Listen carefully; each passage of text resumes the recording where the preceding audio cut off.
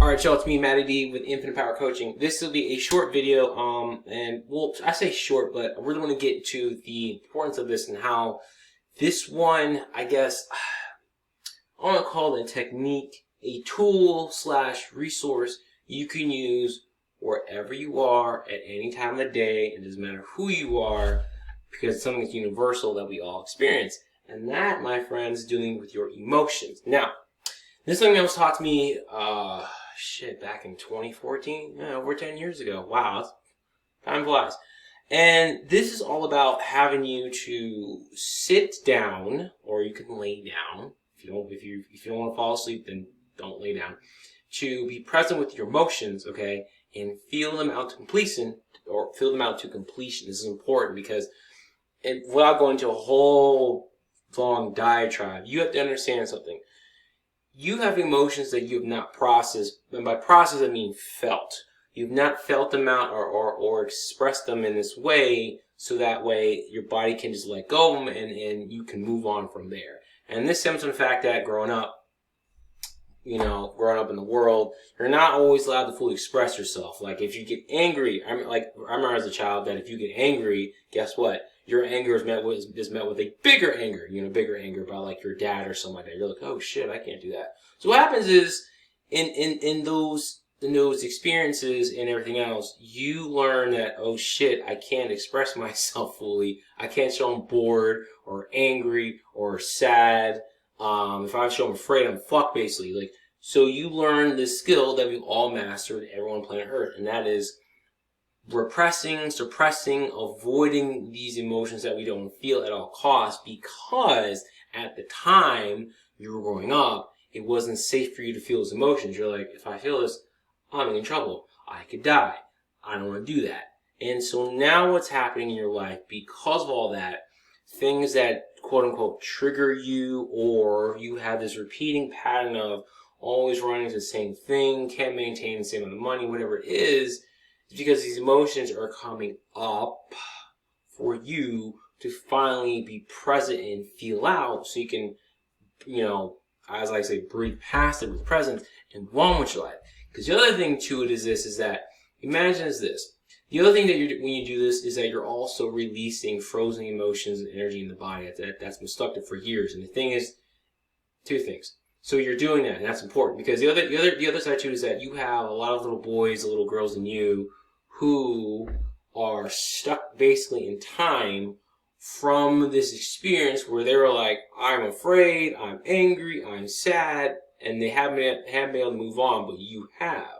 So what happens is, when you get triggered by something or something happens and that emotion comes up, that's why you kind of act a fool. You may lose your cool. You may say something ridiculous, whatever it is, because the little boy, little girl in you, that little boy, little girl that's stuck in that past event is going, hey, fuckface, I'm tired of being here. If you're gonna ignore me, fuck you. I'm gonna fuck up all your shit. Oh, you have a big meeting coming up? We have to close the deal? I'm gonna fuck that up.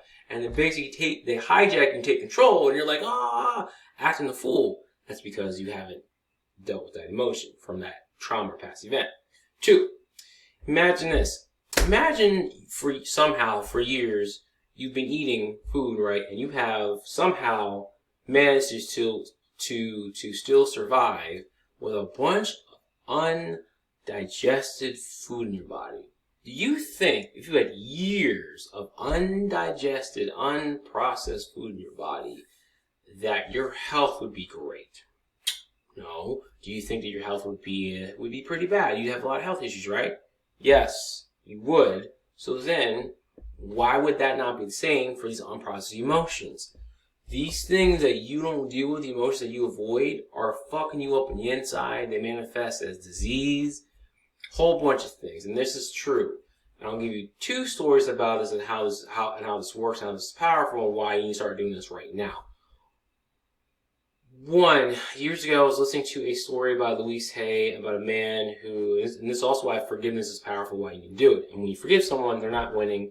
And let me say this too, there's nowhere in the rules of forgiving people where it says that you can't that you forgive someone, you have to forget what happened. No, you're going to remember what happened. It's not the point. You can forgive, you won't forget. And that's what people are like, oh, I want to forget. You won't. You won't. So don't worry about that part. So this guy had, backstory. He was saying how, look, he had cancer, and then somehow it spread all across his body, and I think that so far it got to all over, and he was like, it would go away, or I forget what it was, basically he had cancer, and it went away, and it come back, and then the second time it was coming back, he was basically about to die, and the Louise Hay spoke to him, and somehow through talking had as he was talking to her, said, look, like, she figured out that because the reason why he come back so aggressively, why he wasn't able to do much, is because he was still hurt and angry at his ex-wife. And he was like, and he told her, like, well, if I forgive her, you know, she's going to win, blah, blah, blah. And Louise Hay was like, no, fool, you understand. You having this cancer and having come back so rapidly is because you have not forgiven your wife. So if you don't forgive her, you're going to die. And he went, oh shit. And then he forgave her finally, and then the cancer went away. He's able to heal. That's one true story. Here's another true story for me personally. I remember for many years, not many years, like years back to back, until 2014, from like 2012 to 2014, even in high school, I would, like clockwork, every winter get ringworm that would go start like some little patch on my side of my arm, both sides of my arm, and then would expand because I would itch it and just kept growing and growing. Go away, come back, go away, come back. I would go to the doctor, can't do anything. I take antifungal cream, nothing would work. And then I did find something that kind of helped. It was bentonite clay, and it kind of helped a little bit. But even then, it still didn't, not much came from it, right? So then, 1 year it came back aggressive as hell. It got in the back of my knees, like on my nipples and stuff. I was like, what the fuck? And this happened after I had forgiven my mother.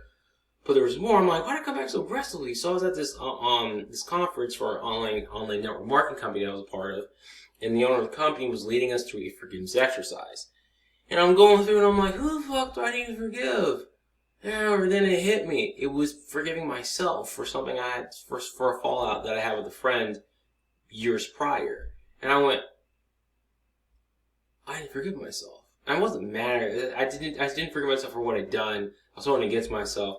And I shit you not, as soon as I forgave myself, and I guess my friend too as well, in that, boom, the ringworm instantly started to go away. The itching like dramatically decreased. The next day, I took the cream. It was gone within a couple days, to about a week, and it's never come back since.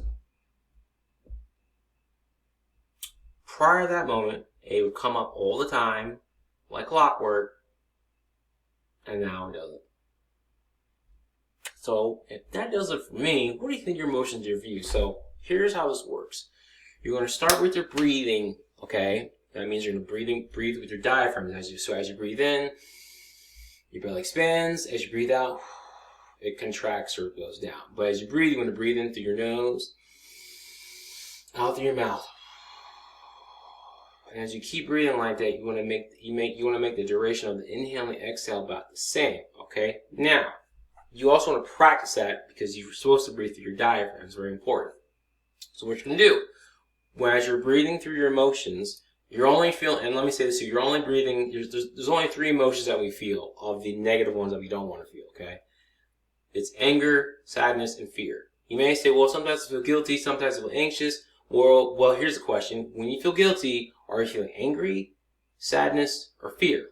And if you're feeling anxious, are you feeling anger, sadness, or fear? And then you ask yourself that question, you'll go, okay, that makes sense. I'm feeling this. So then the next thing, you're gonna do the conscious breathing and become aware of your body, and then ask yourself, where do I feel the emotion? Or maybe it's a sensation. Where in your body do you feel it? And where you feel it the most, put your hand there. And ask yourself this next question. On a scale from 1 to 10, 1 being, not intense, not there, 10 being very intense, how intense is the emotion or sensation? And if it's an 8, let's say it's an 8, keep your hand there, and continue to breathe and focus on that energy, on the emotion that you're feeling, okay, or sensation. Now, one or two things may happen. Either you breathe and you'll feel it go away. And trust me, when you've done it, you felt it to completion, you feel like a weight is lifted off. Or another thing may happen is that you may find that the energy may move. That's fine. If it moves, move your hand to where it goes to. It doesn't matter. That energy only has one choice. Either it can move or it's going to be felt and be dissolved. That's it, okay? And simply, if it moves, put your hand there. Continue to put all your awareness and attention on that feeling or sensation and feel it all the way to zero. And when you feel it, trust me, you'll feel this weight lifted off. And then the funny thing is when you open your eyes, everything looks brighter. Do this consistently. You will change. You'll be happier, healthier. You can use it for insecurities, fears, traumas, emotional mental blocks, all that stuff. But you have to be consistent with it and do it every single time. If you don't, hey, you get stuck with more what you don't want and not getting what you want in your life. So, do this. Hope this helps. Watch this video again. It's kind of a lot I packed into it. And I'll see you next one. And for those of you who would like to work with me further one-on-one, click the link below to schedule a call with me, a discovery call, and go from there. All right, y'all. Peace.